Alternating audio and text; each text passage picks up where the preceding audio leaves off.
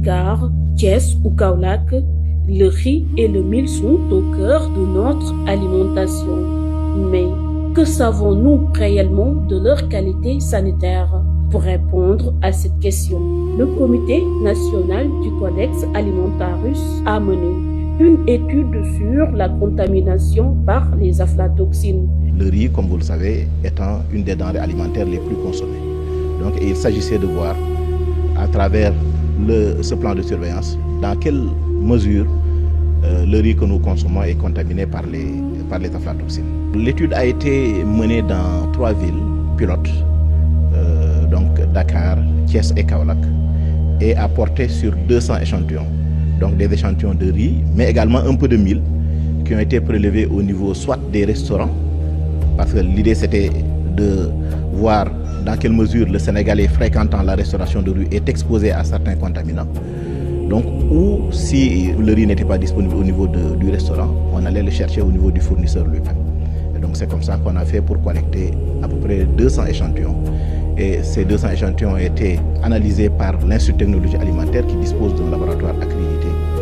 Et les résultats que nous avons ont montré que sur les 200 échantillons qui ont été analysés, les 30 étaient contaminés à des niveaux anormaux, donc des niveaux qui ont dépassé les normes.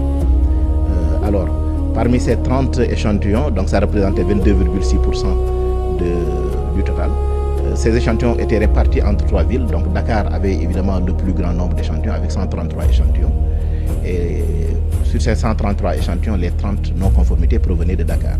Donc il faut relever également que pour ce qui est de Thiès et Kaolack, il n'y avait pas de non-conformité. Au-delà des chiffres, la présence des toxines dans nos assiettes constitue une menace directe pour la santé publique, en cause des risques accrus de maladies graves, notamment le cancer du foie. L'aflatoxine, c'est une toxine qui est sécrétée par des souches de champignons qu'on appelle Aspergillus, qui peuvent contaminer tout ce qui est céréales, quand on dit céréales, le riz, le mil, évidemment.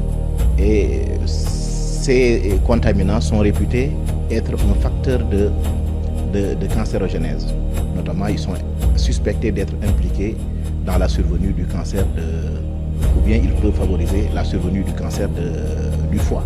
Face à ce constat, les spécialistes insistent sur l'urgence d'agir, étendre la surveillance aux zones de production et généraliser les bonnes pratiques d'hygiène apparaissent aujourd'hui comme des priorités absolues pour protéger les consommateurs. Les recommandations, c'est de faire un plaidoyer au niveau des autorités pour qu'on puisse avoir un système de sécurité sanitaire des aliments beaucoup plus performant, mais également qu'on puisse évidemment étendre l'étude pour que ça soit plus représentatif, parce que nous l'avons conduit uniquement dans 3 villes pilotes et ce serait bien d'avoir une idée de la contamination, surtout au niveau des zones de production. On a parlé tout à l'heure de la zone nord, qui est une des zones principales productrices, des principales zones productrices de riz au Sénégal.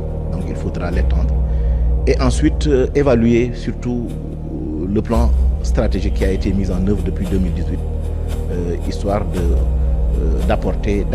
l'actualiser, mais également d'apporter des recommandations qui permettent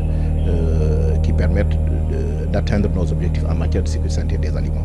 Aux consommateurs, de façon générale, voilà, d'être vigilants par rapport à ce que nous consommons, évidemment, parce que ce plan de surveillance n'est pas le premier plan, c'est d'ailleurs le deuxième plan parce qu'on avait conduit sur les bonnes pratiques d'hygiène.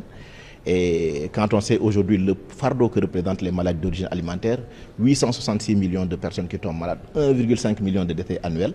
Donc ça, pour dire aux consommateurs d'être vigilants par rapport à ce que nous mangeons. Assurer un suivi pérenne et renforcer les contrôles. Le défi est lancé, car garantir des aliments sains à la population demeure le premier pilier de la santé publique.